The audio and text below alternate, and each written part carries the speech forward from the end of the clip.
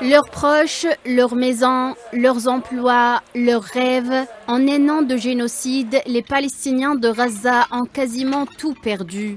À l'approche du 7 octobre, ils se remémorent de leur vie d'avant. Maha Wafi adore son travail d'ambulancière à Khan Younes. Elle aime aussi la vie avec Anis, son mari, leurs 5 enfants et leur belle maison à l'ouest de la ville. Mais après le début du génocide, la pression a doublé au travail.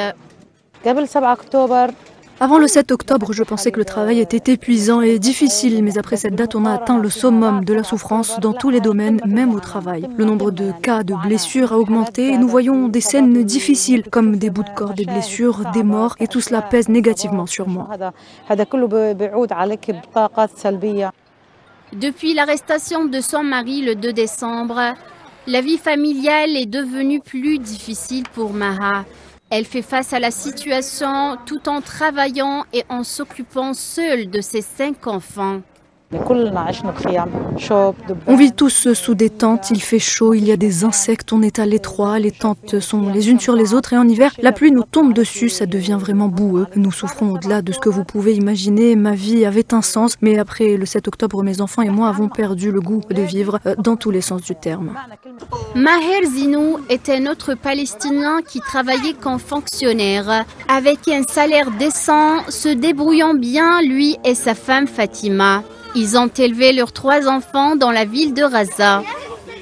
Après un an de génocide, sa famille a été déplacée à plusieurs reprises. La famille s'est retrouvée maintes fois sans ressources et sans abri.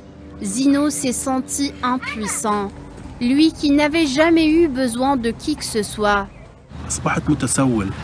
Je suis devenu un mendiant, tendant la main aux gens, voilà ce que la guerre a fait de nous. J'avais besoin de beaucoup de choses, nourrir mes enfants, acheter des vêtements pour qu'ils aient chaud. J'ai dû demander aux gens de me donner juste une couverture pour protéger mes enfants du froid. Ma vie avant le génocide était une belle routine. J'avais une famille à la maison, nous étions heureux et à l'aise. Soudain, tout a changé pour toute la population. Comme Maha Wafi et Maher Zinou, les Palestiniens de Gaza n'espèrent qu'une seule chose: reprendre la vie d'avant en toute sécurité et loin des bombardements sionistes.